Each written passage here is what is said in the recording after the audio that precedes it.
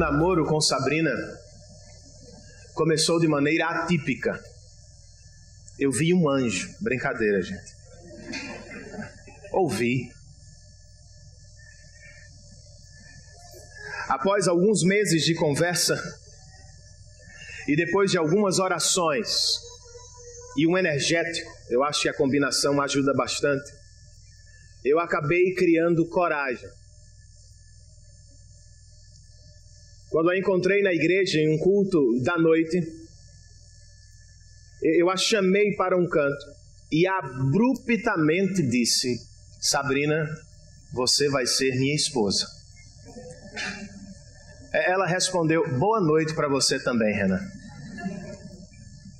Eu não lhe dei sequer o direito de falar. Tratava-se de uma decisão soberana, irmãos, de Renan, de uma eleição unilateral do meu coração. Deu certo, irmãos. Deus teve misericórdia de mim. Sabrina também.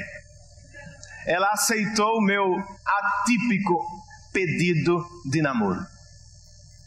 E por mais incrível que lhe pareça, é mais ou menos assim que nasce uma igreja.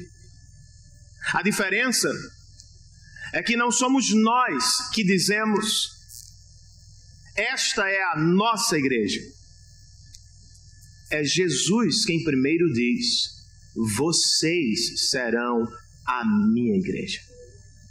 Ao começar uma empresa, talvez você tenha o direito de bater no peito e dizer: é minha. Ao iniciar ou conquistar uma carreira profissional, quem sabe você fale assim. Ao começar uma igreja, irmãos, desde cedo nós precisamos saber: ela não é nossa primeiramente. Ela é de Deus. Pertence a Cristo Jesus. É sobre isso que trata a primeira sessão do primeiro capítulo de Atos dos Apóstolos. Vamos ler o texto? Atos 1. Eu vou ler do verso 1 ao verso de número 11 nesta tarde com vocês.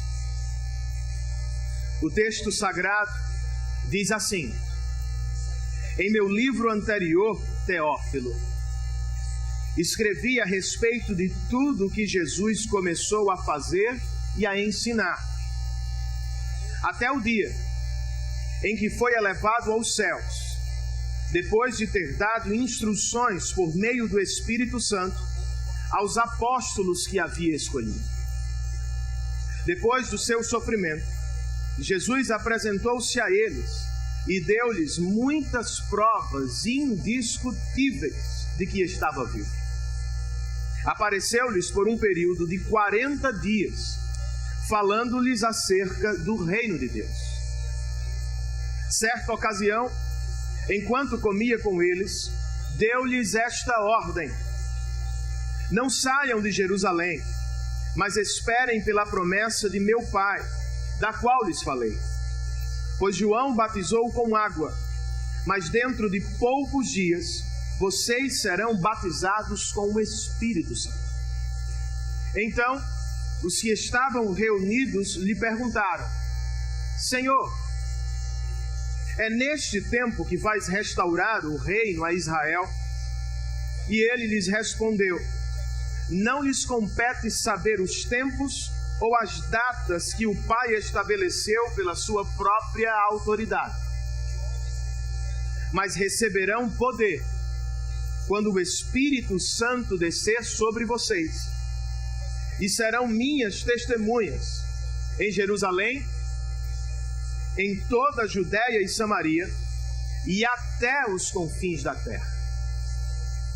Tendo dito isso, foi elevado às alturas, enquanto eles olhavam, e uma nuvem o encobriu da vista deles. E eles ficaram com os olhos fixos no céu enquanto ele subia. De repente, surgiram diante deles 2 homens vestidos de branco, que lhes disseram: Galileus, por que vocês estão olhando para o céu? Este mesmo Jesus, que dentre vocês foi elevado aos céus, voltará da mesma forma como o viram subir. Vamos ao Senhor em oração, irmãos. Pai, muito obrigado.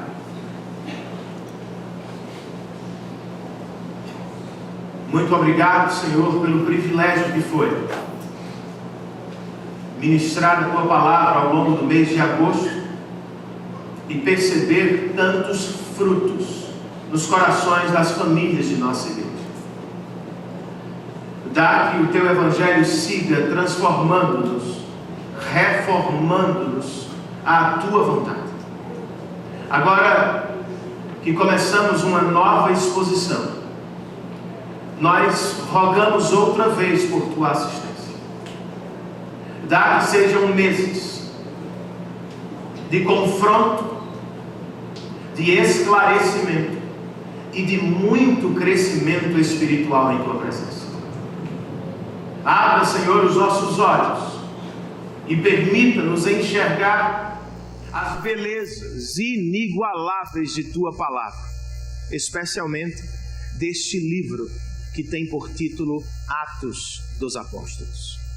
Ajuda-nos a ler, a entender e a responder apropriadamente ao que vamos aprender. Nós te oramos assim nesta tarde, em nome de Jesus. O livro de Atos termina bem diferente de como começa. Ao início do texto, irmãos, os discípulos são poucos e se encontram em Jerusalém, a cidade santa, o centro da religião judaica. Ao final da narrativa, os seguidores de Cristo são milhares e o apóstolo Paulo se encontra em Roma, a cidade eterna, a capital do império, onde a igreja começou. O que aconteceu? Como se deu este crescimento tão rápido? Como a igreja foi de Jerusalém a Roma em apenas 3 décadas de existência? O pastor presbiteriano Derek Thomas sugere 2 respostas para a pergunta. A primeira, segundo ele, está no compromisso missionário da igreja primitiva. De tudo que nós encontramos aqui, irmãos, neste livro, 30% é dedicado à pregação do Evangelho. A igreja primitiva era, por demais, engajada com o avanço da causa do Senhor. No entanto, como ele mesmo observa, isso é apenas parte da resposta e a parte menor. Pois a verdade, irmãos, é que por trás, ao lado e à frente da igreja estava o Espírito Santo de Deus. Foi Ele quem soberanamente acrescentou ao número dos discípulos e guiou a igreja de Jerusalém através das principais cidades do império até chegar em Roma.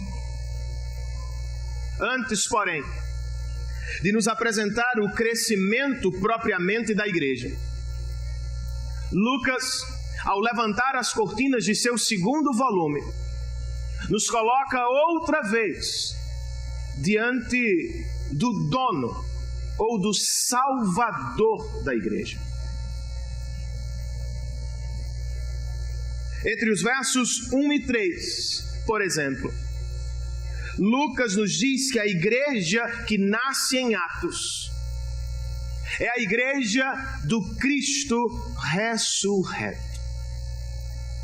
Os primeiros versos do nosso texto são uma transição. Lucas, ou seja, está ligando seus 2 livros, o Evangelho e Atos dos Apóstolos. Um mesmo autor escreveu 2 livros para um mesmo destinatário, Teófilo, muito provavelmente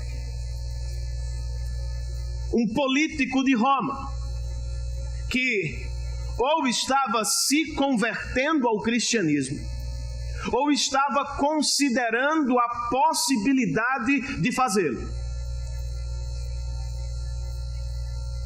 Mas qual era o assunto deste segundo livro de Lucas, irmãos?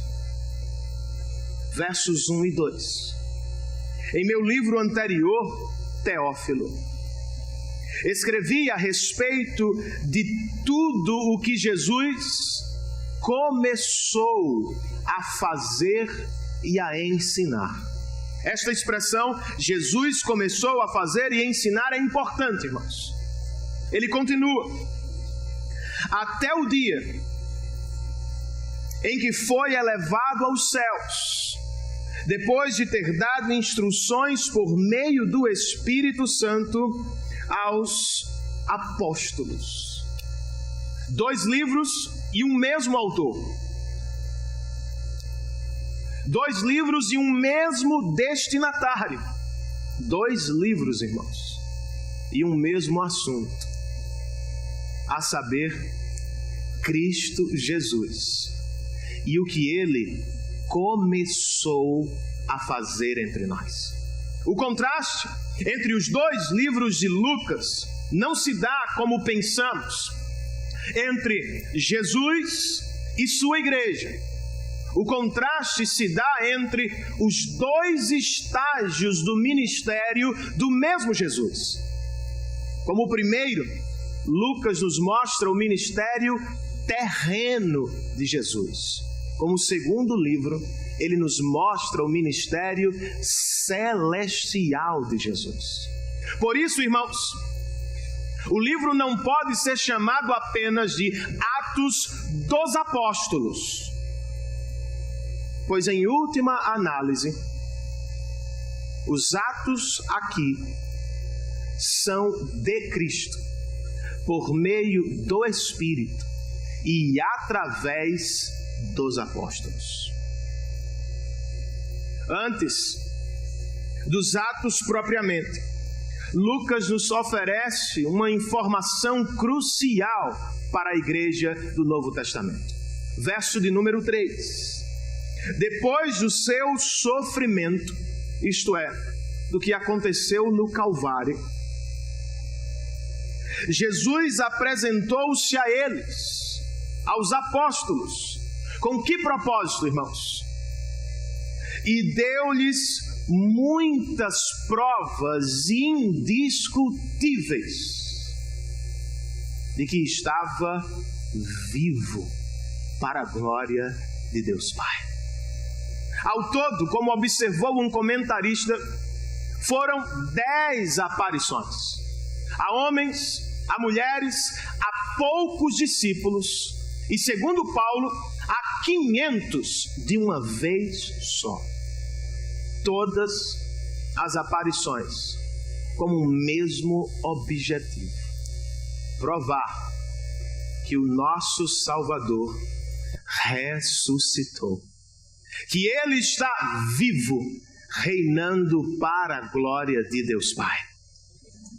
Qual é a relevância do fato para a nossa igreja hoje, irmãos? O Dr. John Stott escreve: os primeiros versos de Atos são de extrema importância. Não é exagero afirmar que eles separam o cristianismo de todas as outras religiões do mundo.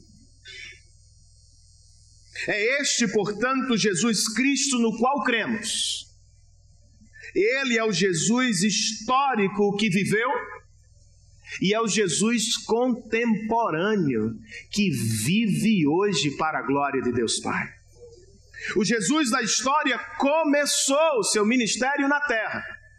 O Cristo da glória tem agido através do seu Espírito desde então.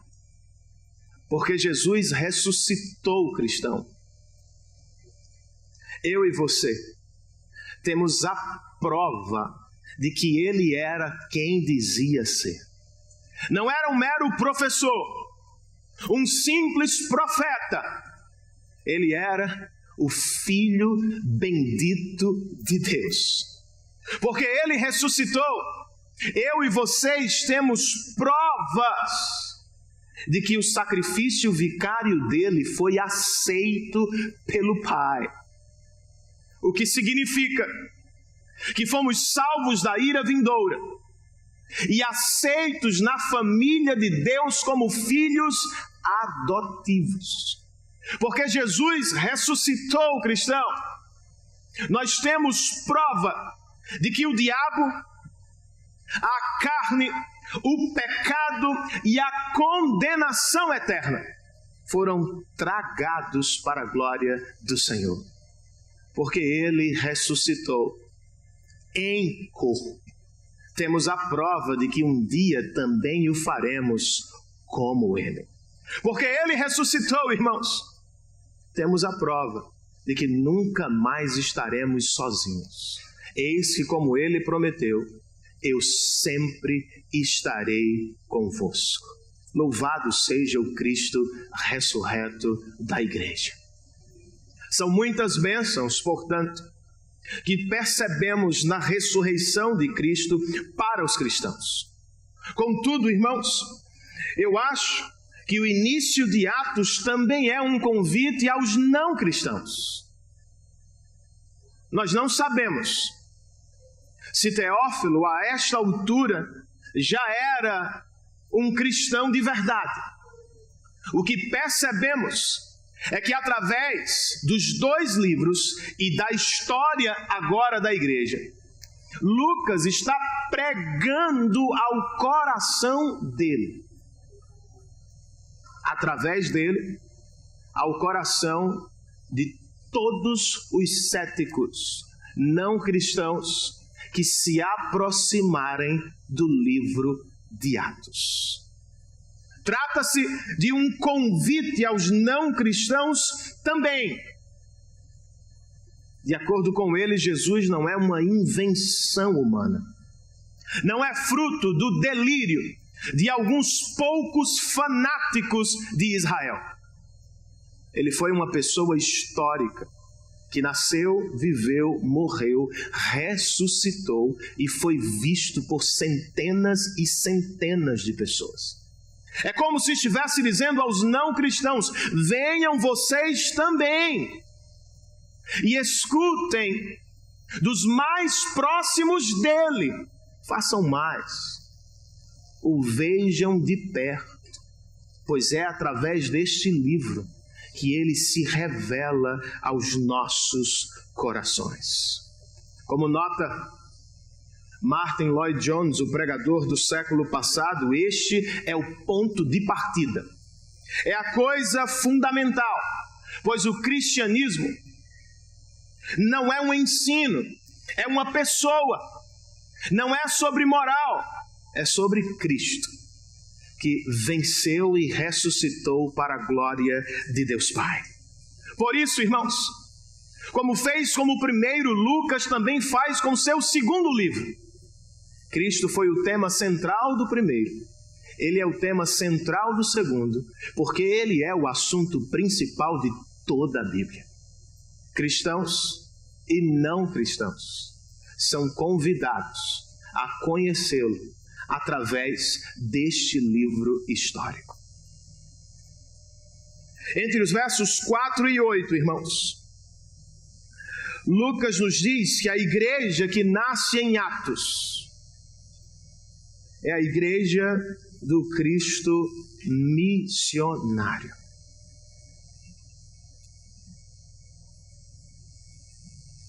Vinícius gostou, ele acenou com a cabeça. O que Jesus fez, irmãos, entre a ressurreição e a ascensão? De acordo com o texto, ele viveu 40 dias nesse estado. Acabamos de ouvir que ele se apresentou aos apóstolos, dando-lhes provas de que estava vivo. Ele fez mais. O verso 3 nos diz que ele se apresentou para falar acerca do reino de Deus. Os versos 4 e 5, ele se apresentou prometendo-lhes a chegada do Espírito Santo. Estes, portanto, reino de Deus, Espírito Santo, são os dois assuntos dominantes dos 40 dias em que esteve com os apóstolos. Ele falou dos dois e provavelmente relacionou um ao outro, pois era assim que os profetas falavam no Antigo Testamento. Quando falavam do reino de Deus, falavam imediatamente do Espírito Santo. A chegada do reino estava associada ao derramamento do Espírito. Por isso, irmãos, a pergunta que eles fazem ao verso 6 não é estranha. Eles indagam: Senhor, é neste tempo que vais restaurar o reino a Israel? Embora não seja estranha, há muitos erros nesta pergunta. Nas palavras de Calvino, tantos quantos são as palavras. O Dr. John Stott completa: o verbo, o objeto e o advérbio empregados por eles demonstram uma profunda confusão sobre o reino de Deus. O verbo restaurar, ele explica, mostra que os apóstolos estavam esperando o reino político e territorial. O objeto, Israel, que aguardavam um reino nacional. E a expressão adverbial é neste tempo, indica que estavam aguardando apenas uma restauração imediata. Qual foi a resposta de Jesus? E como ela corrigiu a visão dos apóstolos? Versos 7 e 8. Primeiro, ele lhes disse: não lhes compete saber os tempos ou as datas que o Pai estabeleceu pela sua própria autoridade. Depois, o que lhes cabe é isso: vocês receberão poder quando o Espírito Santo descer sobre vocês, e assim serão minhas testemunhas em Jerusalém, em toda a Judéia e Samaria e até os confins da terra. Da resposta de Jesus, podemos destacar 3 ensinos ou correções acerca do reino de Deus. Primeiro, irmãos, o reino de Deus não é uma realidade material. Ele é espiritual quanto à sua natureza. O reino de Deus, como comenta Stott, não é um conceito territorial. Por isso ele não consta, nem pode constar em um mapa geográfico dos homens. Segunda correção: o reino de Deus não é feito apenas de uma nação. Ele é internacional quanto a seus membros. Os apóstolos nutriam aspirações nacionalistas, mas de acordo com Jesus, o horizonte deles precisava crescer. Vocês serão minhas testemunhas em Jerusalém, em toda a Judéia e Samaria, e depois chegarão aos confins da terra. Aqui os estudiosos observam, temos o próprio sumário do livro de Atos. A missão se desenrola primeiro em Jerusalém, do capítulo 1 ao 7, depois em toda a Judéia e Samaria, do 8 ao 11, e por fim alcança os confins da terra, entre os capítulos 12 e 28. Mas como, irmãos? Como se dará o crescimento da igreja? De acordo com a resposta de Jesus, o reino de Deus será gradual quanto à sua expansão. Os apóstolos querem saber o quando do reino. Jesus lhes dá o como. Vocês receberão poder e por meio do Espírito vão a Jerusalém, Judéia, Samaria e por fim alcançarão os confins da terra. O reino de Deus, portanto, não será aumentado por soldados, mas por testemunhas. O reino de Deus não crescerá através de uma declaração de guerra. Crescerá através de uma mensagem de paz. O reino de Deus não ganhará o mundo por meio da força e das armas. Ele chegará aos confins da terra através da obra poderosa do Espírito Santo de Deus em nossos corações. A pergunta é, irmãos, como tomamos parte desta missão de expandir, alargar e levar o reino de Deus a todas as nações da terra?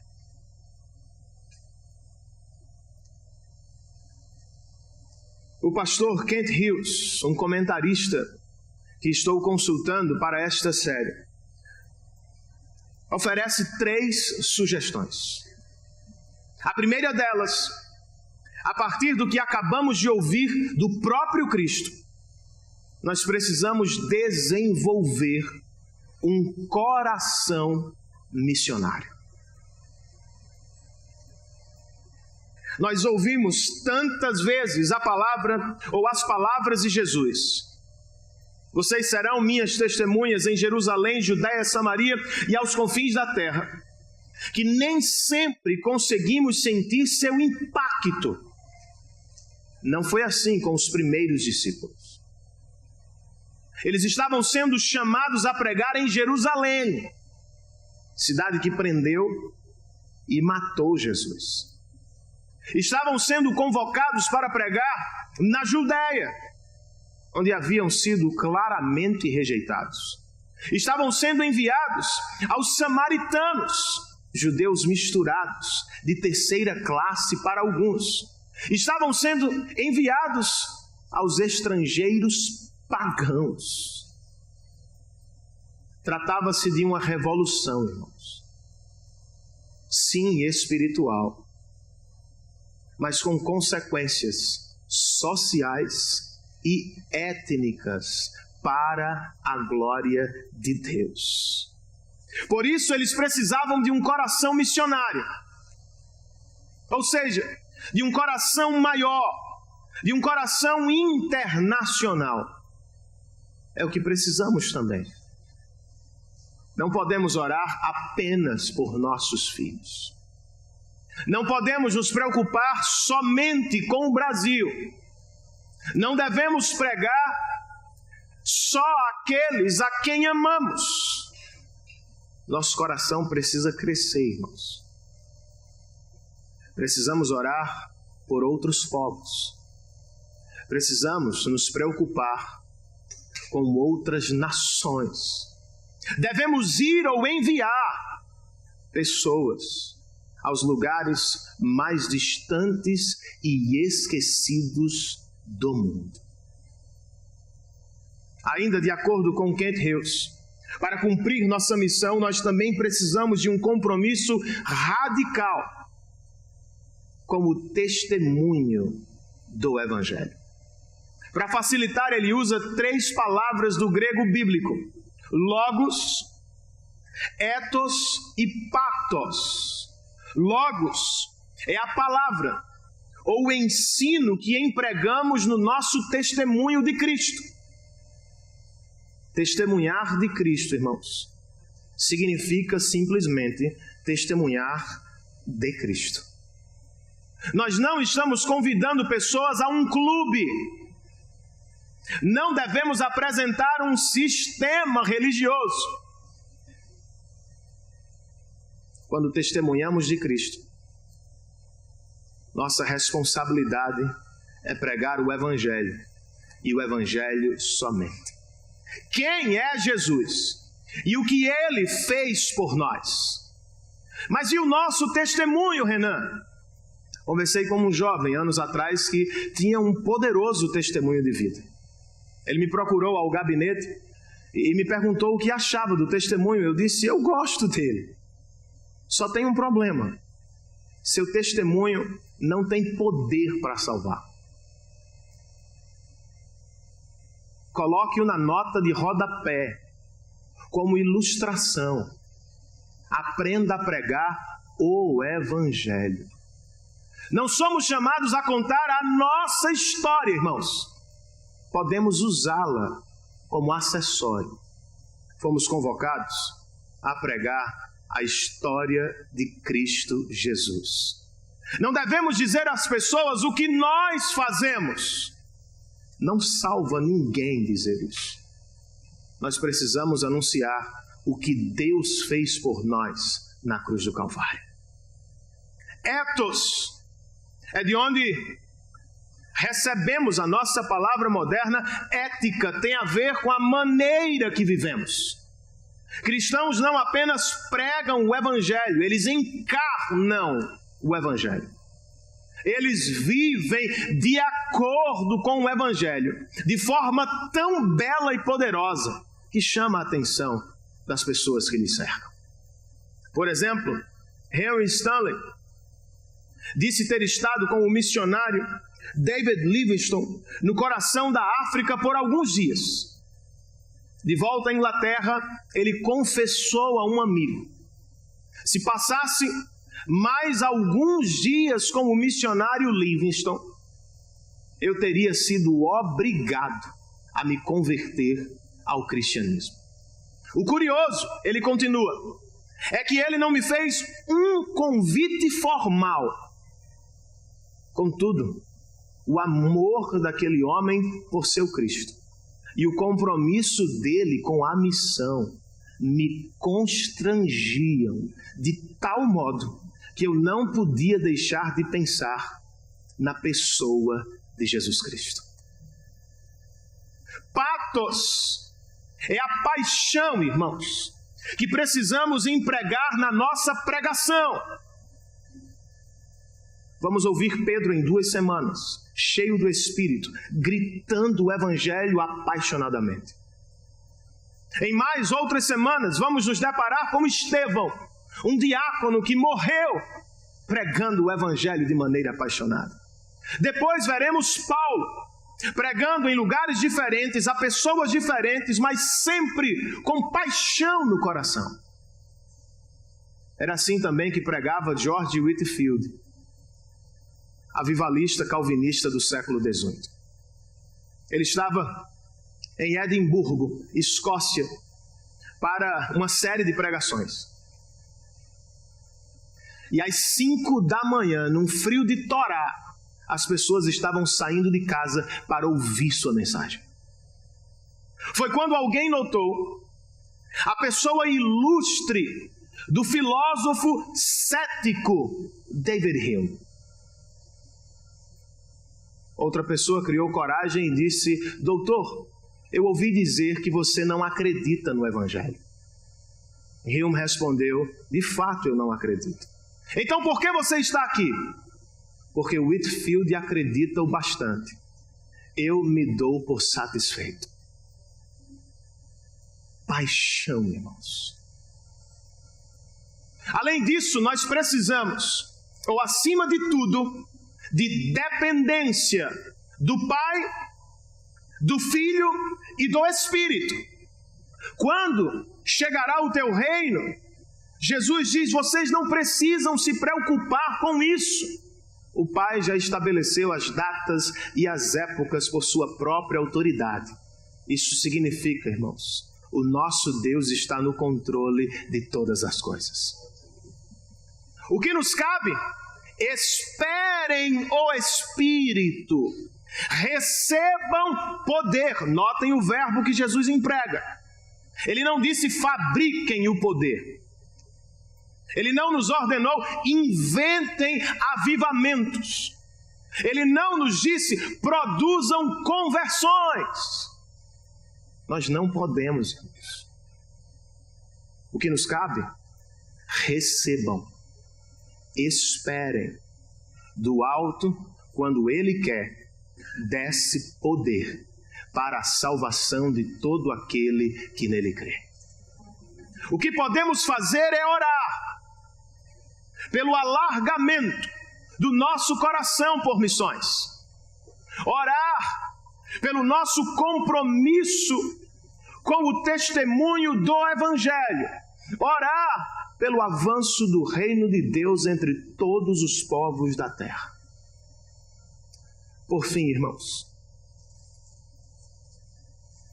entre os versos 9 e 11, Lucas nos diz que a igreja que nasce em Atos é a igreja do Cristo exaltado.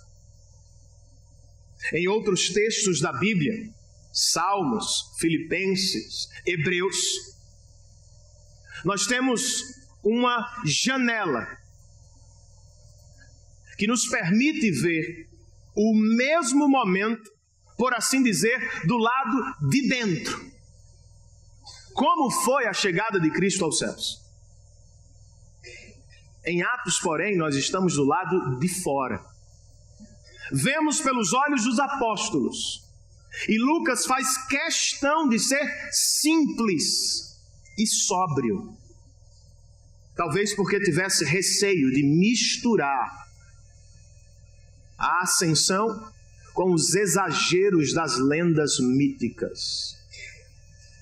Ele simplesmente nos diz no verso 9, tendo dito isso, Jesus, ele foi elevado às alturas, enquanto os apóstolos olhavam, e eis que uma nuvem o encobriu da vista deles. Muito provavelmente, a mesma nuvem que cobriu Moisés no Monte Sinai. A mesma nuvem que encheu o templo de Salomão. A mesma nuvem que cercou Jesus e os 3 apóstolos no Monte da Transfiguração. Tratava-se da manifestação da glória de Deus. E como aconteceu nas outras ocasiões, os apóstolos aqui também ficaram preocupados ou surpresos. Lucas nos diz que eles ficaram como os olhos, verso 10, fixos no céu, enquanto ele subia. Só Deus sabe, de fato, o que esta frase significava para eles. 3 anos e meio com o Senhor. Milagres, ensinos, amor, morte, ressurreição. Mas agora, com a nuvem de glória, eles percebem que aquele é o último encontro com Jesus corpóreo até a sua próxima vinda. É compreensível que estivessem tristes, de certa maneira. Mas eis que, de repente, surgiram diante deles 2 homens vestidos de branco. A aparência humana, irmãos. Outra vez, estamos assistindo o episódio a partir dos olhos dos apóstolos.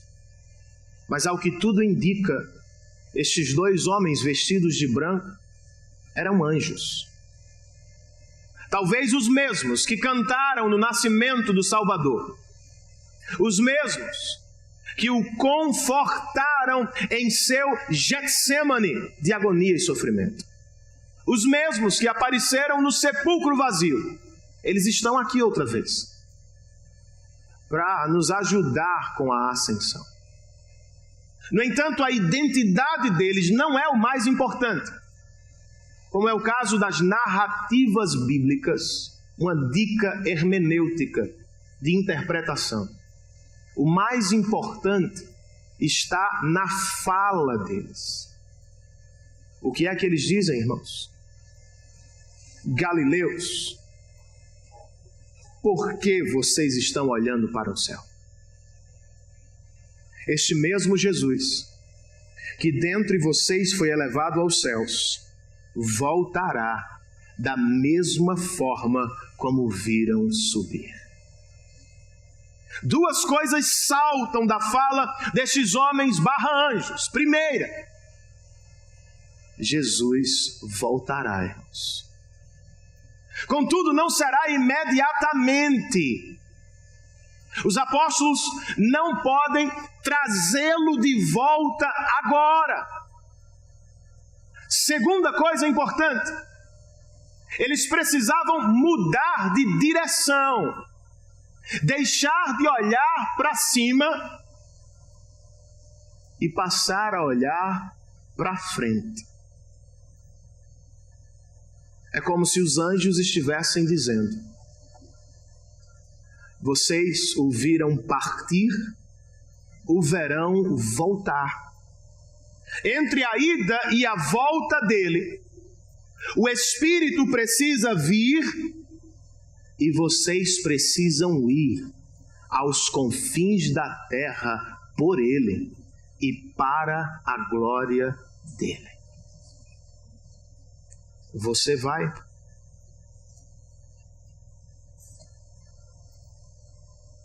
Será que vamos aos confins da terra por ele?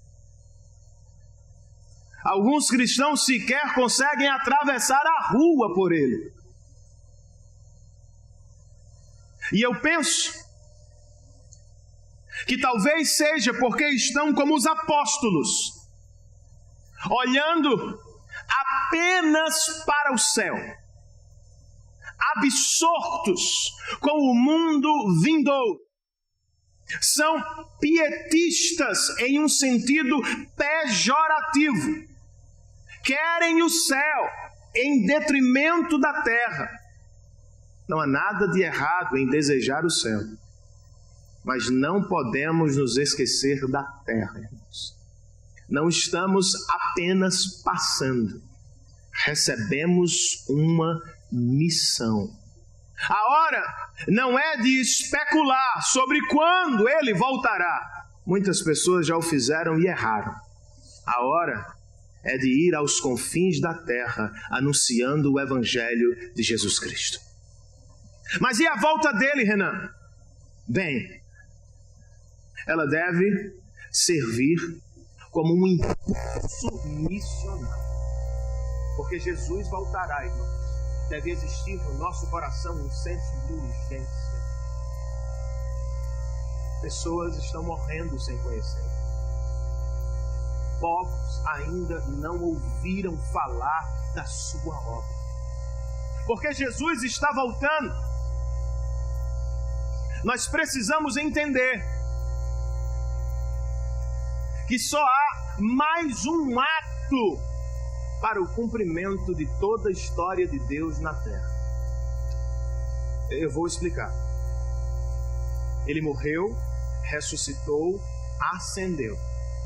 Depois disso, enviou o seu Espírito e a igreja partiu em missão. Não há nada mais que nos separa do retorno de Cristo.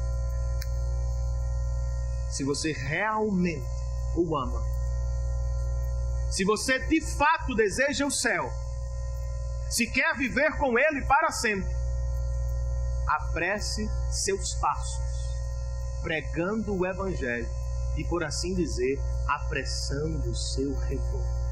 Ele não voltará antes, de acordo com suas próprias palavras. Ele só virá quando o Evangelho do Reino for pregado em todas as nações da terra. Agora, cuidado com o outro erro dos apóstolos. Não confunda a missão do Evangelho como um programa político, utópico e térreo. Apesar de não se identificar com nenhuma ideologia política, eu ainda preciso dizer que o Evangelho tem sim implicações sociais, como os princípios do reino de Deus chocam-se com os princípios do reino dos homens. E quando não nos dobramos perante César, os princípios do reino dos homens e prometemos lealdade somente a Cristo, é óbvio que vamos produzir também efeitos e transformações sociais. Contudo, irmãos, transformar o mundo em um melhor lugar para viver não é a nossa primeira e grande missão. Ele deixará de existir de toda forma. É parte da missão aliviar o sofrimento, alimentar o faminto, estender a mão ao necessitado. Contudo, a primeira e maior parte da missão é anunciar a todos os povos que em breve Jesus vem. Quando chegar, enfim, Ele colocará todas as coisas em ordem outra vez e chamará todos os seres humanos ao tribunal da prestação de contas. Isto é muito importante. Estaremos prontos? Teremos cumprido nossa missão? Quer ajuda, cristão? Você já tem. Cristo enviou o Espírito como o Consolador e como o nosso guia a toda vontade de Deus. Quer ajuda? O Cristo exaltado está à direita de Deus Pai, segundo Paulo aos Romanos, intercedendo por nós. Não sei de todas as suas petições, mas sei de uma: Ele intercede pelo avanço do seu reino na terra. Façamos a obra do Senhor com a ajuda do Cristo exaltado e de seu Espírito que vive entre nós. Não sei como você começou o seu namoro. Não sei se sequer você já começou um namoro. Não sei nem preciso saber como iniciou sua empresa ou sua carreira. O que sei a partir destes versos de abertura de Atos, irmãos, é que a igreja do Senhor começa por obra de Deus. Ela pertence a Jesus Cristo. O que nos cabe? Um privilégio e uma responsabilidade.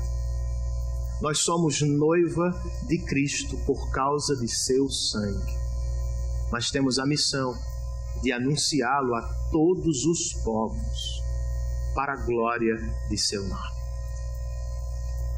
Alguns cristãos, para não se envolver com a missão, usam a desculpa da soberania de Deus.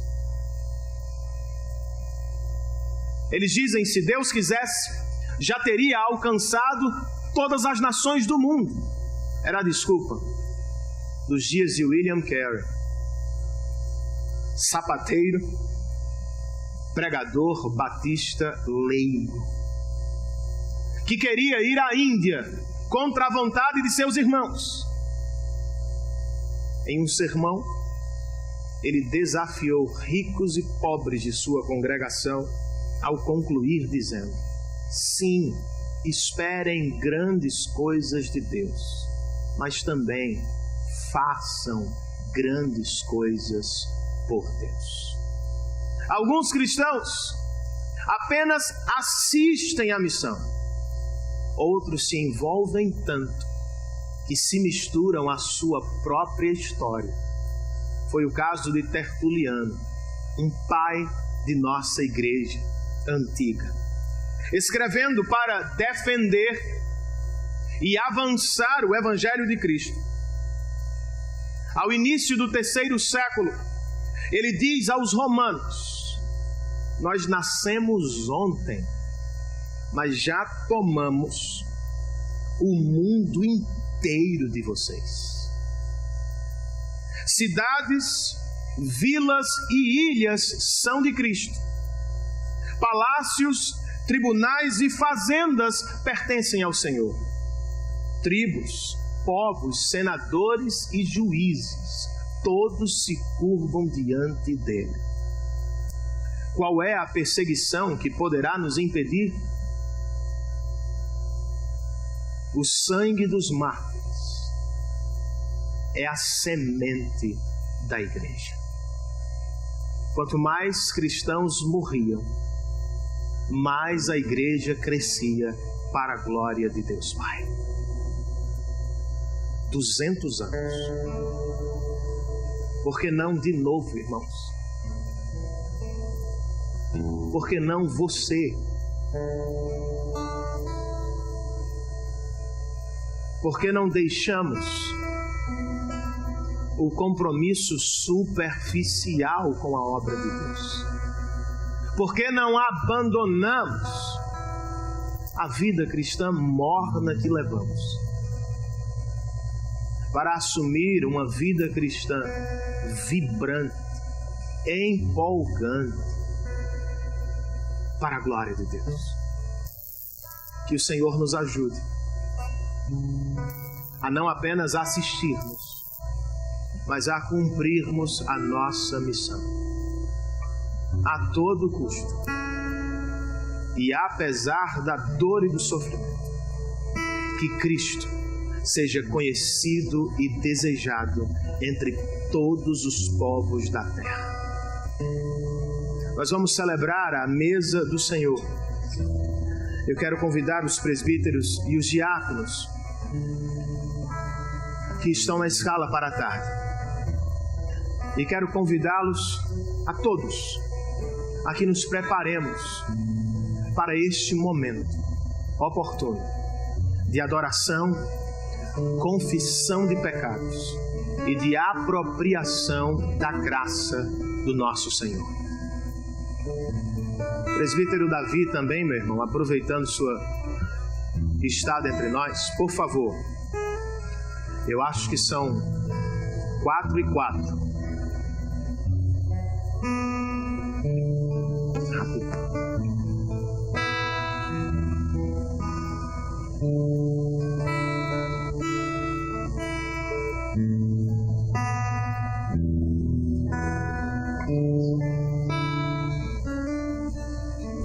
Oremos.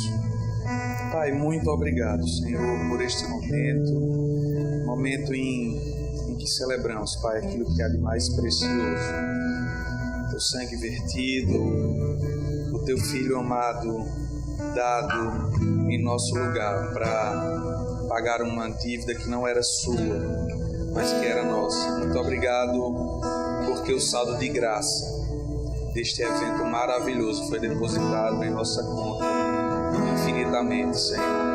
Nós te louvamos, nós te bendizemos, Pai. Traz-nos à memória aquilo que há de melhor, relacionamento contigo. Pai, muito obrigado por tudo, Senhor. Obrigado por esta mesa, obrigado pelo teu povo aqui reunido, Senhor. Em nome de Jesus.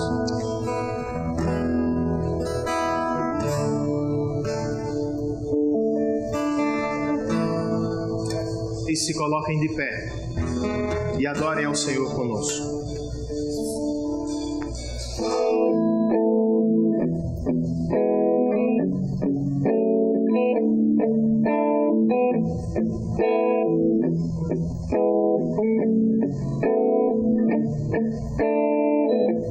Eu não ponho os meus olhos em mais nada aqui.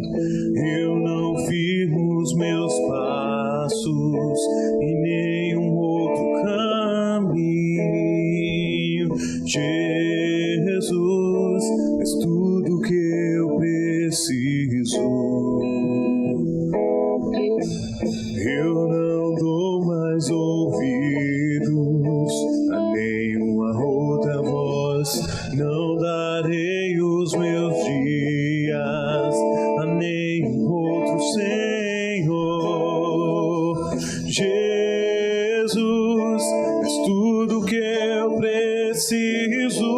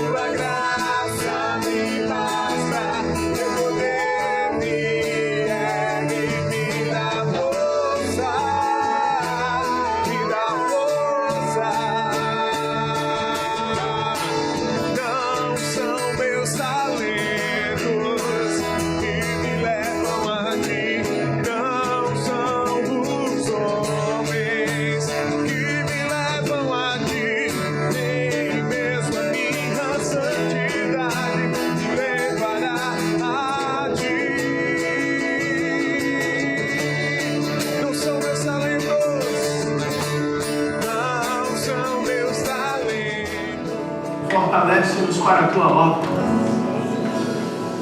Desperta os que estão dormindo. Ressuscita os que estão mortos espiritualmente. Enche-nos de vitalidade, de compromisso e de poder do alto para o cumprimento de nossa missão. Que não sejamos